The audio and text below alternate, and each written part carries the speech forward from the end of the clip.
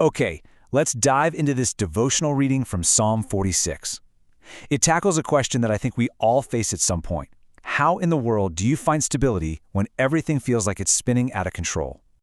We've all been there, right? That feeling of the ground shifting right under our feet. Today's source text, this devotional on Psalm 46, it goes straight at this feeling, but maybe from an angle you're not expecting. The psalm doesn't start by saying, hey, it's not that bad. Not at all. It leans right into the chaos. It paints this incredibly intense picture of a world just coming apart. It completely validates the reality of trouble without trying to make it seem smaller than it is. And this is where it gets really interesting. Our natural instinct, a lot of the time, is to try and shrink the problem, to make it feel manageable. But the psalm flips that completely on its head. It doesn't shrink the trouble, it starts by enlarging our vision of God. So the very first word it uses to describe God in the middle of all this noise is refuge. And the text here defines this in a really specific way. It's not some distant castle you have to run to, it's a very present help. That means God is actively near, right there in the trouble, not off somewhere else waiting for you. Okay, so keeping that idea of God as a present refuge in mind, the psalm then gives us this powerful, stunning counter-image.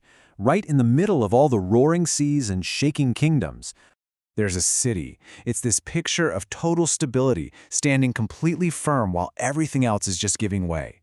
And that contrast, that's really the heart of this whole psalm. So you have to ask, what makes this city so stable? It's not strong walls, it's not a powerful army or external defenses. The source of its unshakable nature is something internal. It's the presence of the Lord, right there in the middle of it. And this presence is described as a quiet, glad river. Just think about that contrast for a second. Outside the city walls, you have chaotic, foaming, roaring waters. But inside, you have the calm, life-giving flow of this river. It's an incredible image. Now, the devotional brings this ancient imagery right into our lives today. It explains that this idea of God's nearness isn't just a beautiful metaphor. It becomes a reality in a person, the risen Jesus, who is the ultimate present help for us when we're in trouble.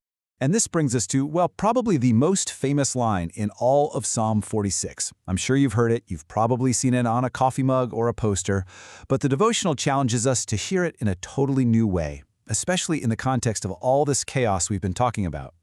And here is the crucial point. What if "be still" isn't a gentle suggestion for a quiet afternoon? What if it's actually a thunderous royal command spoken directly to the chaos? A declaration of absolute power over the storm itself. See, from that perspective, God isn't just asking us to be quiet, He is creating quiet by revealing His own power and presence. He silences the panic, both the panic inside of us and the chaos around us, by reminding everything who is really in charge. So this is a pretty big idea. How do we make it practical? Well, the devotional suggests a really simple takeaway, a small act of trust that we can actually weave into our day.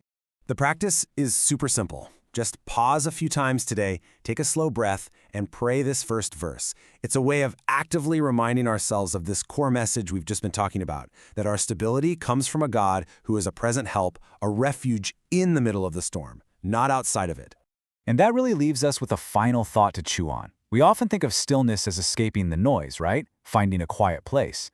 But what if true, deep stillness isn't about the absence of chaos at all, but about anchoring ourselves to the powerful presence of God who stands unshaken right in the middle of it?